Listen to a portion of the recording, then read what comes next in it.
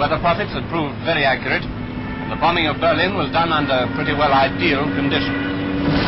Thanks to many previous attacks by the Royal Air Force and the Americans, Berlin was already the most bombed city in the world. But now, starting at midday and spread over only 3/4 of an hour, Berlin received 2,500 tons, an American record.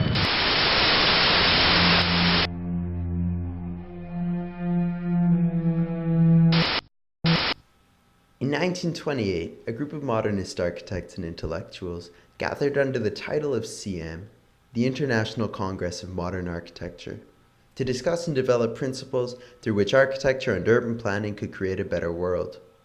In part, this was a response to the volatile political and social climate that characterized the post-World War I period in Europe and abroad. CM intended to advance architecture as a device for social evolution, and published extensively. Following the group's disbanding in 1959, members from the 10th CM Congress broke off to develop their own doctrine under the collective name of Team 10. In their own words, Team 10 was a small family group of architects who had sought each other out because each had found the help of the others necessary to the development and understanding of their own individual work. Team 10 was composed of architects from various backgrounds, such as the Greek George Kandelis and American Shadrach Woods. Encouraging the same spirit of variety that could be found amongst their own ranks, they tended to embrace a cross-disciplinary approach to their work. Berlin was still reconstructing after the extensive destruction caused by the Allied bombing of World War II. Germany had been occupied and divided into zones of control by the Allied forces after the war, and in 1961, 2 years before the competition for the university, the capital city had been physically severed with the construction of the Berlin Wall, dividing it into western and eastern halves. As mandatory military service had been imposed in Western Germany in the post-war period, the young men of West Berlin were actually the only ones exempt from service. For this reason, young pacifists and intellectuals from across Germany moved to this part of the capital. The traditional German model of higher education was rigid in its pyramid structure. University professors held chairs at independent institutes in their associate institutions.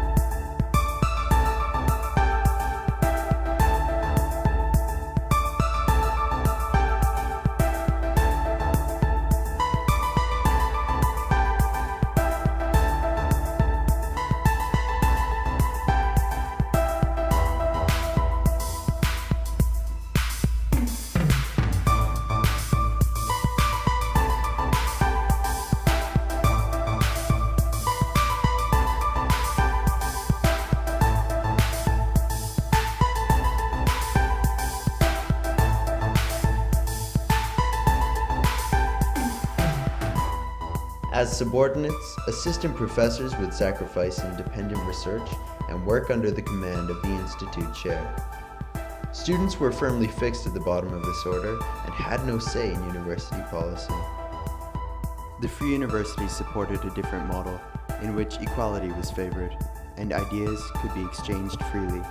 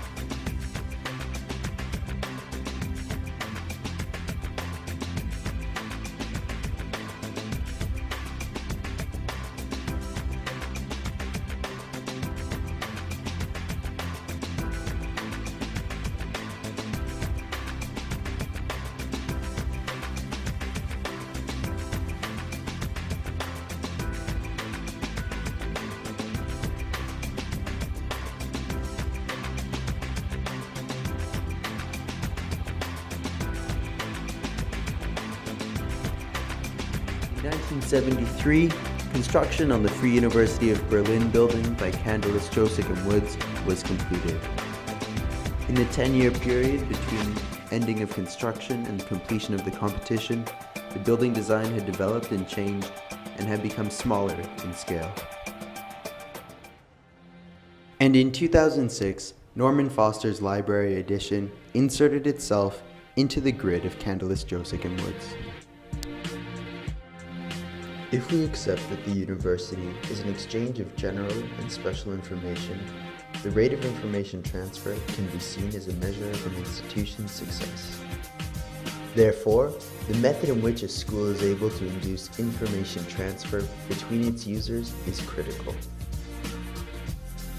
The Free University is a semi-porous, loosely controlled environment wherein certain zones designate encounter-based idea exchanges that may not have otherwise occurred in a traditional school. According to Candelis, Josek and Woods, places of tranquility can be associated with places of isolation for the individual. However, are places of tranquility necessarily areas of isolation? With the increasing presence of technology and the changing form of the university building, information exchange takes a different form. A flexible building framework encourages the identity of the different disciplines to be based on the intangible. However, as the faculties grow, they are easily replaced by their neighbors because of this, forcing one to find a new location, often in distinct buildings. While the groundscaper model allows users and information to flow easily, it creates certain inefficiencies in circulation. The tranquility of a sense of community is easily replaced by the overwhelming activity of the masses present in this organization. Furthermore, the hierarchy that exists between spaces reserved for profs and students between planes may inhibit the free flow between them. And in creating a deliberate center with the library edition, the university tends toward a more traditional model. However, the center fits itself directly into the framework designed by Candelis, Josek, and Woods, providing the opportunity to prove the plan's real flexibility.